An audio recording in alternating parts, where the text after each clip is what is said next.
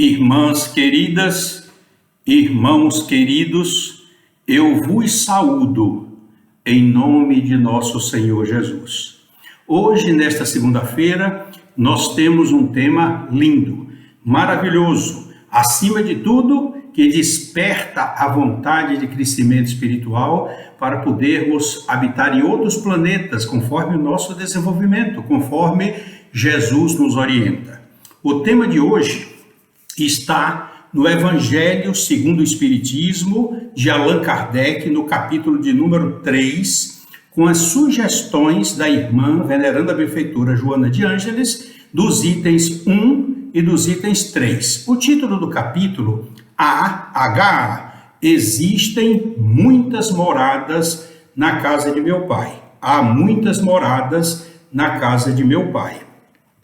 E a veneranda benfeitora Joana de Ângeles, no seu livro Jesus o Evangelho à Luz da Psicologia Profunda, comenta este capítulo nesta parte, porque já vimos uma parte muito bonita nas semanas retrasadas, onde ela abordou por 2 vezes o mesmo capítulo. Agora não. É um capítulo do livro Jesus o Evangelho à Luz da Psicologia Profunda, a partir da página 33, com o título Diversidade de moradas. Portanto, nós vamos começar com a parte do capítulo 3 do Evangelho segundo o Espiritismo, do item de número 1, que é uma passagem de João, evangelista, no capítulo 14, versículos de 1 a 3.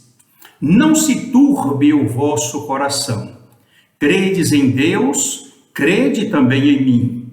Há muitas moradas na casa de meu Pai.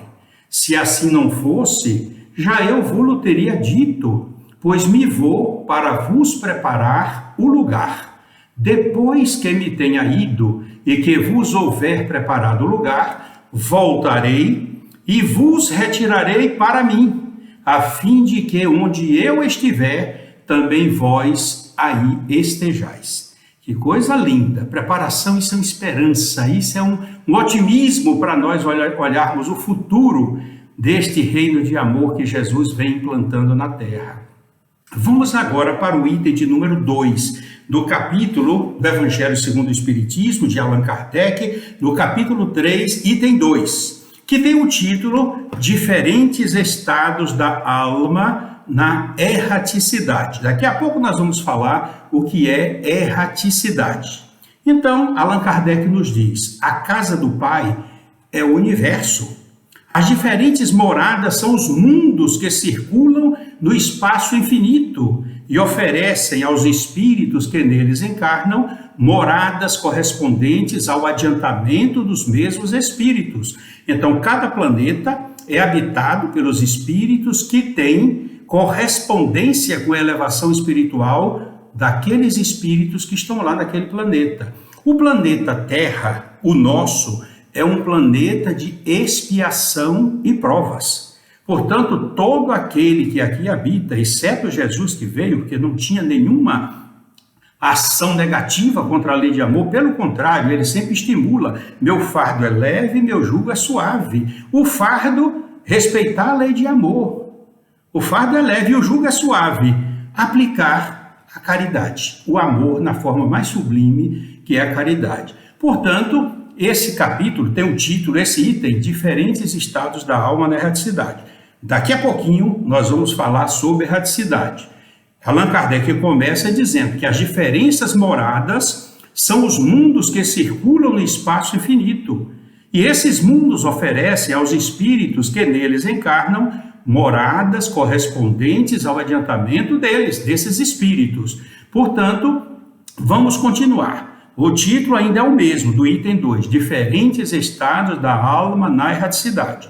Vamos falar de erraticidade daqui a pouco.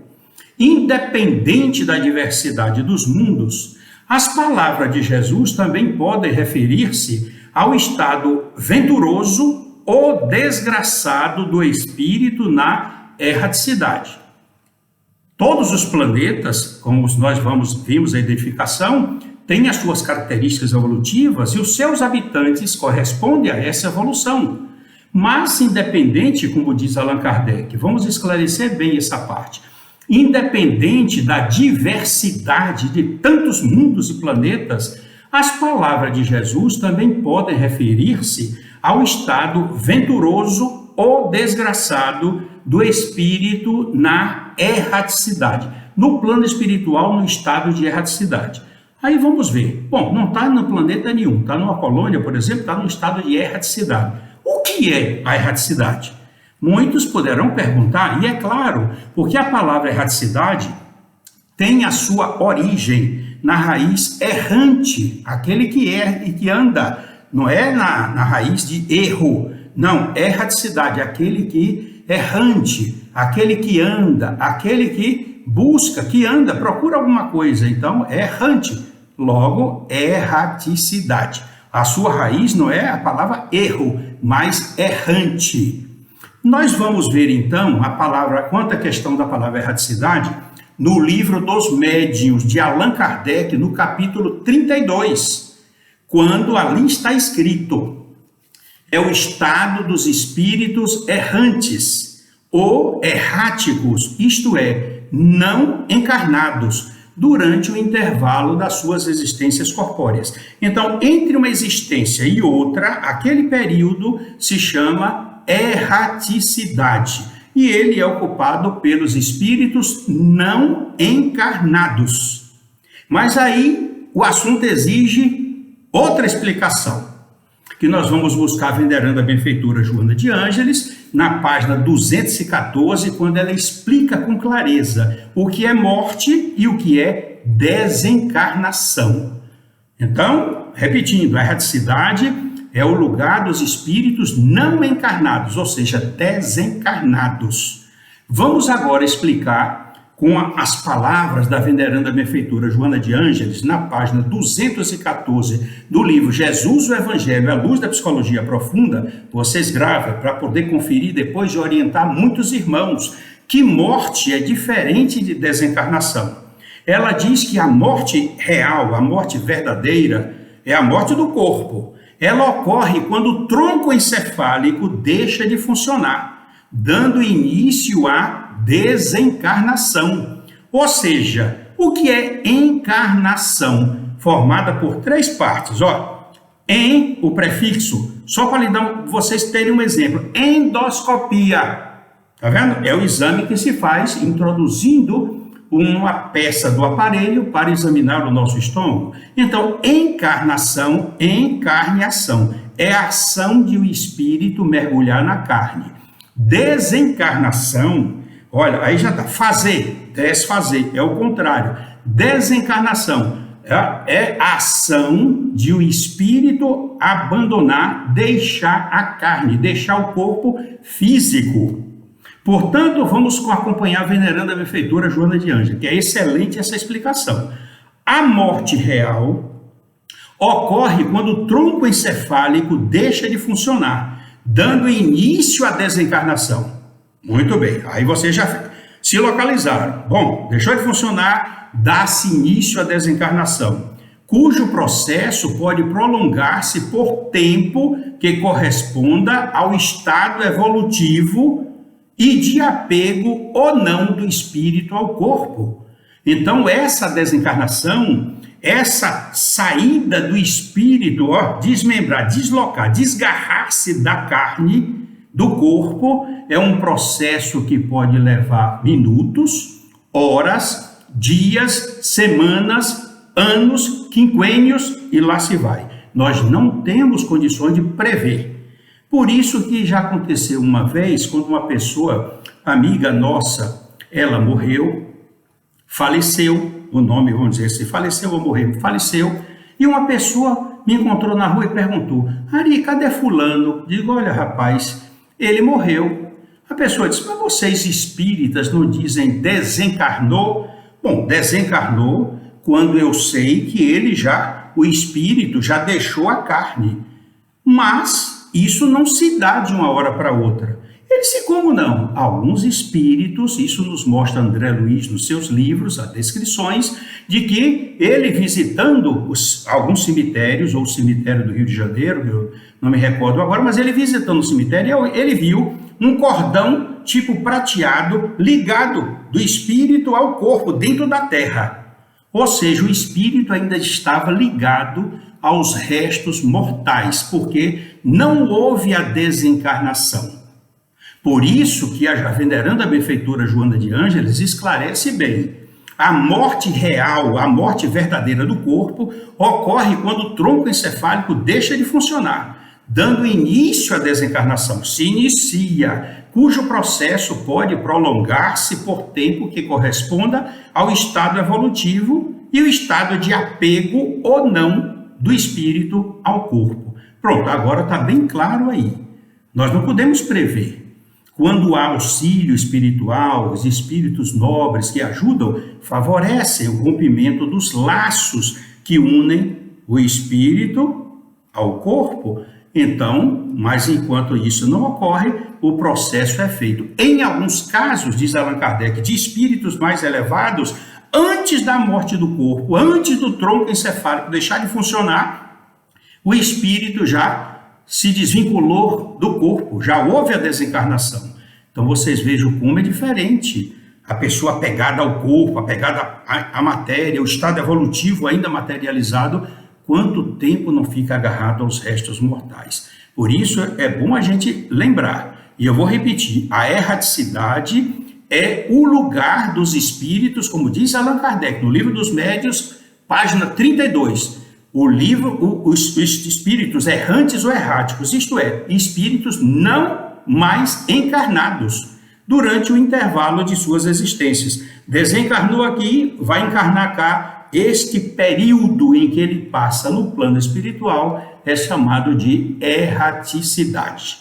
Tá tudo claro? Vocês aprenderam agora e podem ensinar outros irmãos que estão nos assistindo agora e às vezes não têm conhecimento espírita. Muitas vezes alguém pode dizer: poxa, Ari, mas você vai dando humildando, repete, esclarece, volta. É porque vocês precisam compreender que muitos acessam o nosso canal do YouTube, o canal do YouTube da Casa de Guará, e não têm o conhecimento espírita. Então, nós aproveitamos a oportunidade como esta para fazer o esclarecimento. E vocês aproveitam para relembrar, porque eu sei que vocês já sabem. Vamos agora ao Evangelho segundo o Espiritismo, capítulo 3, item 2. Conforme se acha o espírito mais ou menos depurado e desprendido dos laços materiais, variarão ao infinito o meio em que ele se encontre, o aspecto das coisas, as sensações que ele experimente, as percepções que ele tenha. Vocês vão ver, observem que quantas condições existem, dependendo do desprendimento dos laços materiais, da depuração desse espírito.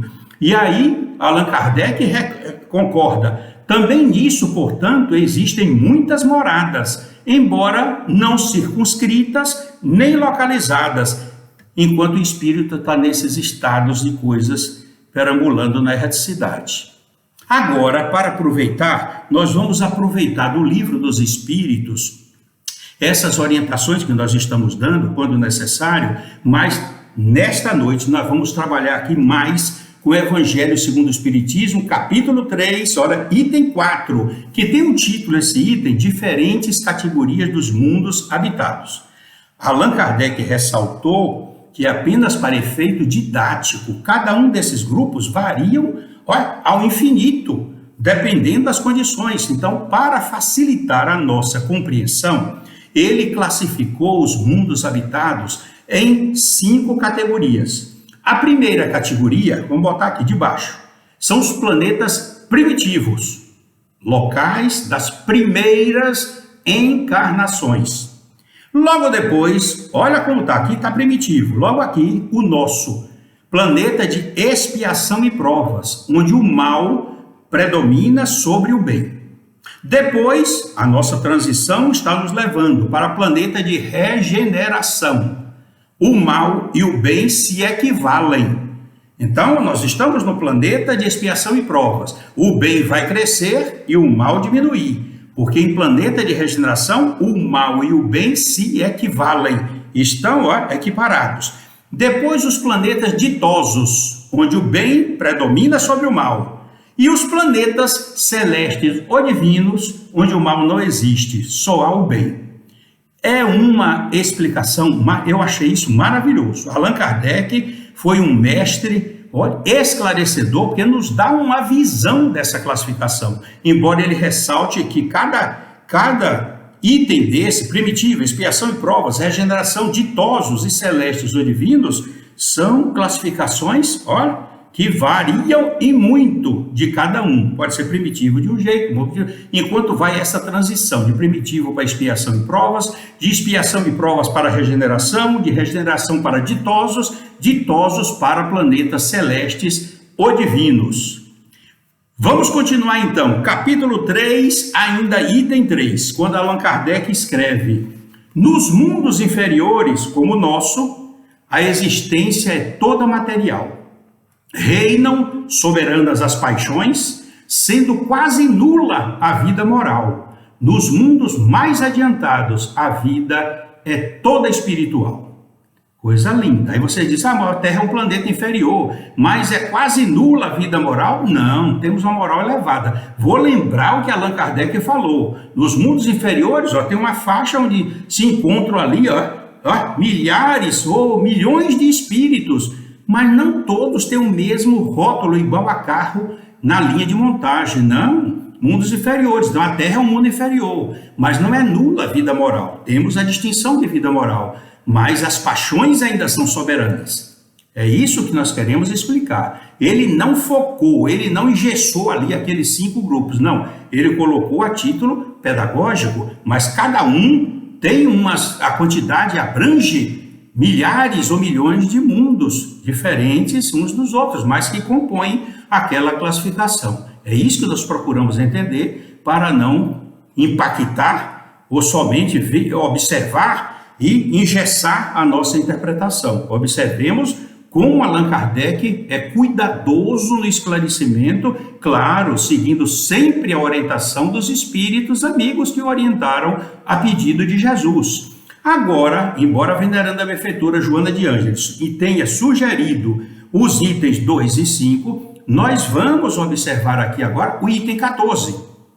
Quando Allan Kardec escreve: os espíritos em expiação na Terra já viveram em outros mundos, donde foram excluídos em consequência da sua obstinação no mal, e por se haverem constituído em tais planetas causa de perturbação para os bons.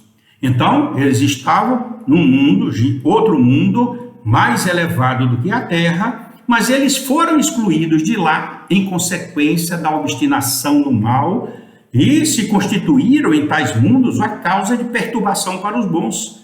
Aí vocês perguntariam, você está no meio? Claro, nós no planeta de expiação de provas, e todos nós estamos enquadrados aí, todos aqui passam por expiações e provas. Nós não temos de ter vergonha do que nós fomos, porque estamos em crescimento espiritual. O nosso passado, cujas reencarnações estão arquivadas no nosso inconsciente, que o nosso irmão Carlos Gustavo Jung classificou de o sombra, o lado obscuro da nossa personalidade, estão registradas todas as nossas vivências, reencarnações anteriores. Portanto, nós não podemos nos envergonhar. Nós temos de viver procurando sempre fazer o melhor, fazendo com que a nossa vida seja de realizações do bem, seja servindo, seja praticando o amor e a caridade, para que possamos cada vez mais favorecendo a nossa depuração espiritual para a alegria de Jesus.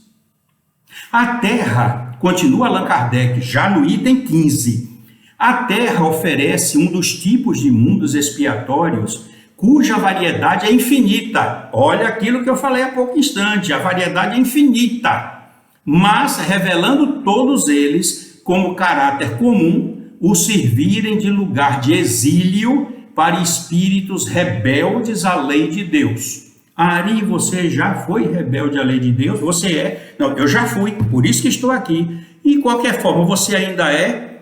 Bom, eu ainda me esforço para superar. Meu jugo é leve, meu fardo é suave, disse Jesus. O jugo, obedecer, respeitar a lei de amor. Esse jugo é leve e o fardo é suave. Aplicar a lei de amor. E é isso que nós devemos nos esforçar para não voltar, não sairmos daqui para irmos para exílio em outros planetas, onde Jesus ressaltou, haverá choro e ranger de dentes. Por isso que nós estamos observando tantas mortes coletivas. Algumas dessas, o venerando irmão Manuel Filomeno de Miranda, quando fala nesse último livro publicado, então nós vamos observar que muitos desses estão desencarnando dentro do período estabelecido quando eles chegaram para a reencarnação, e outros estão sendo levados para mundos inferiores, compatíveis com o grau de evolução que eles se apresentam, na rebeldia, reciprocidade no erro, para que depois, quando eles alcançarem patamares de elevação espiritual, eles retornarão para reencarnar aqui na Terra novamente. E nós também, aqueles que progridem, estarão já, talvez, em mundos mais superiores, com as bênçãos de Jesus, dando-nos força, coragem, olha, dedicação e amando muito para resgatar todo o nosso passado de dores. Vamos agora à veneranda benfeitora Joana de Ângeles, no capítulo de número 3. Quando ela começa a esclarecer, mundos, quer dizer, planetas existem que podem ser considerados infernais, mas não é inferno, considerados infernais. Olha o adjetivo. São planetas inferiores, aqueles de que Jesus fala, choro, ranger de dentes, então podem ser considerados infernais, tendo-se em vista as condições de habitabilidade para onde são recambiados os espíritos calcetas, rebeldes, renitentes, que sintonizam com o psiquismo daquele planeta. É isso que está acontecendo aqui muito. Mas ela nos dá aqui uma mensagem maravilhosa. A existência terrena deve ser vivenciada com prazer e emoção, face à riqueza de experiências que a Terra oferece, auxiliando o espírito a desenovelar-se das faixas inferiores das paixões. Você sabe o que é novelo de linha? Aquele que roda assim. Desenovelar-se é sair daquele emolduado, aquele enrolamento, né, de linha, auxiliando o espírito a desembaraçar-se das paixões inferiores, dessas faixas inferiores das paixões. Então a Terra proporciona tudo isso pela beleza, as oportunidades de trabalho, de realização, que nós podemos realizar com frequência, porque há muitos necessitados, e a opção de nós fazermos o bem, de nós enxugarmos as lágrimas, são inúmeras. Portanto, nós não podemos nos deixar ao luxo da preguiça. Allan Kardec desencarnou trabalhando, portanto, nós devemos seguir o exemplo dele. Nós não merecemos, o planeta de expiação e provas, desencarnar em cima de uma cama esperando a morte chegar de jeito nenhum. Devemos pedir a Deus forças, coragem, saúde para realizarmos a cada dia de nossa existência muito mais bem, muito mais caridade, muito mais lágrimas enxugando, para que possamos fazer jus à nossa libertação e ir para um planeta mais elevado. Claro, não esquecendo daqueles que estão no nosso núcleo familiar, dos outros que estão na Terra, que nós devemos trabalhar para que todos sigamos, que nos acompanhem. Um exemplo disso, que eu acho lindo, maravilhoso, divino, foi o Dr. Bezerra de Menezes, quando desencarnou, a história conhecida de que ele recebeu um convite de Nossa Mãe Maria Santíssima para, claro, ir habitar um planeta mais elevado, superior. Então ele chamou a mensageira de Nossa Senhora e pediu que ela intercedesse para que ele continuasse aqui na Terra, porque enquanto houvesse um brasileiro sofrendo, necessitado, ele não ficaria feliz saindo daqui para outro planeta. Ele preferiria continuar aqui, suavizando as lágrimas, aliviando as dores, dando esperança e alegria aos irmãos que ainda estão peregrinando nas faixas do sofrimento. Isto é que é maravilhoso, isso é um exemplo que nós devemos seguir e devemos exercitar na nossa existência. Vamos agora para a página 38 do livro Jesus, o Evangelho à Luz da Psicologia Profunda. Com toda justeza, portanto, diz a veneranda benfeitora Joana de Ângeles, considerando a ignorância humana e elucidando quanto à necessidade da plenitude, Jesus explicitou que existem muitas moradas na casa de meu Pai, em convite sutil, ao mesmo tempo direto, para que todos se empenhem por alcançar todas essas moradas, ou seja, incentivando ao progresso espiritual. E a veneranda benfeitora Joana de Ângeles nos ajuda em todos os seus livros, com seus conselhos, para alcançarmos com segurança as esferas mais elevadas da angelitude. Vocês querem ver? Olha aqui um livro, Tesouros Libertadores, no capítulo 3, meu livro de cabeceira, quando ela diz aqui, mergulha o pensamento e a emoção nas páginas libertadoras do Evangelho de Jesus, a fim de que possas esculpi-las na conduta diária, utilizando-se delas como metodologia iluminativa ante as circunstâncias obscuras do período existencial. Que coisa linda, que conselho de mãe, conselho maternal maravilhoso. No capítulo ainda, no capítulo 3 ainda, é maravilhoso aqui. Jamais consideres que sofrimento é infelicidade ou desgraça, já que você sabe, eu sei, que somente nós somos chamados a resgatar compromissos que foram desrespeitados e atitudes que foram praticadas em agressão aos códigos do bem, a lei de amor e outros. Vocês viram como é conscientizador este conselho? Mas tem mais. No capítulo 16, é o outro, ela diz aqui, existe esperança e paz e de plenitude, esperança de paz e de plenitude nos céus do futuro da humanidade, aguardando os seus realizadores.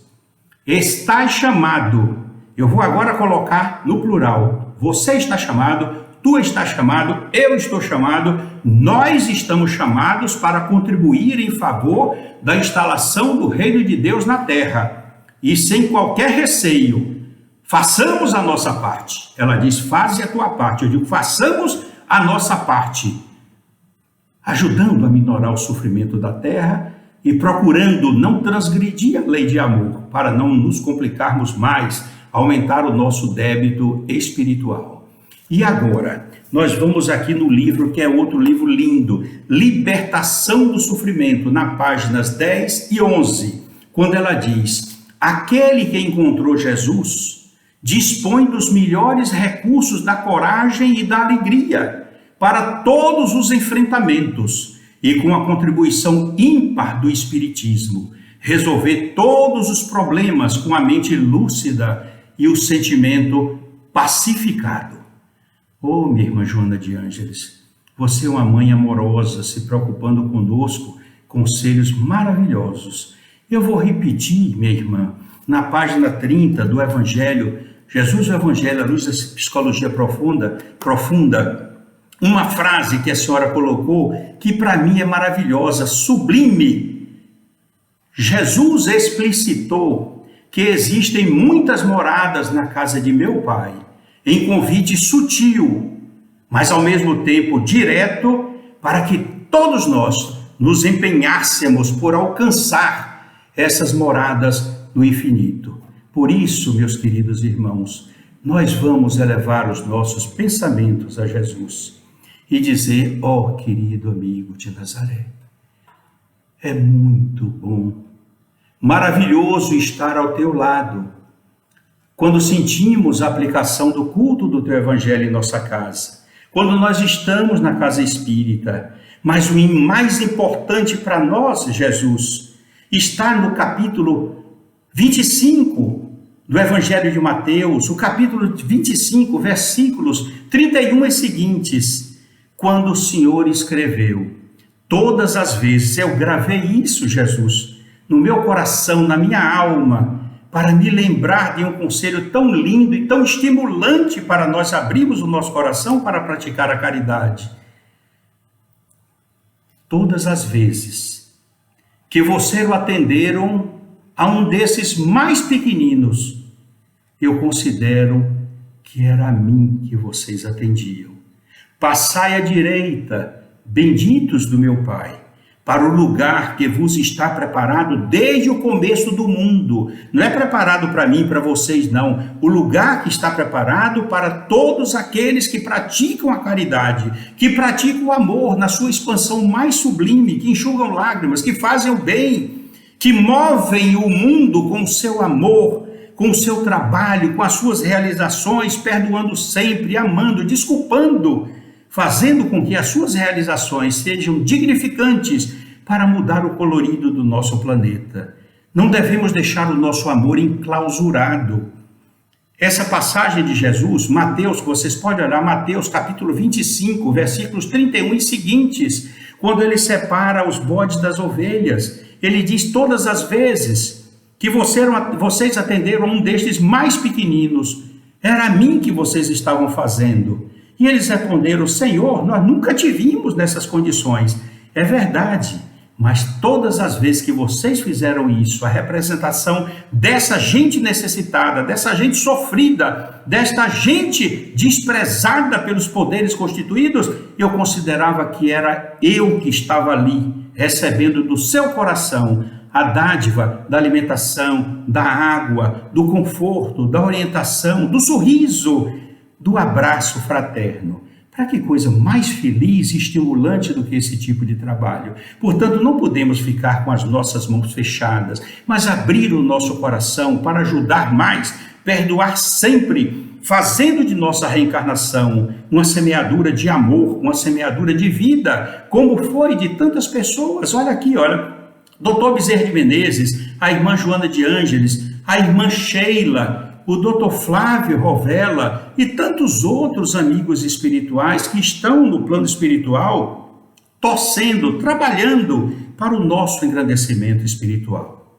Por isso, meus queridos irmãos, eu lhes deixo toda essa semeadura, depositando, espalhando nos seus corações. Eu sou como um farol singelo, à beira do mar, numa noite escura, procurando, com a minha deficiência, a minha insuficiência, levar para vocês essas migalhas de luz que eu recolho do nosso irmão Allan Kardec, recolho do Evangelho com as palavras de tantos espíritos do nosso irmão Allan Kardec, que eu recolho da irmã Joana de Ângeles, que eu recolho de outros livros. Vocês aqui, ó, a libertação do sofrimento e tesouros libertadores e tantos outros que por inspiração neste momento saem dos meus lábios como sementes valiosas de esperança caindo no coração de todos vocês. Que vocês, com o coração adubado pela fé, pela esperança e pelo amor, façam germinar essas sementes para que elas cresçam e se transformem em árvores bondosas,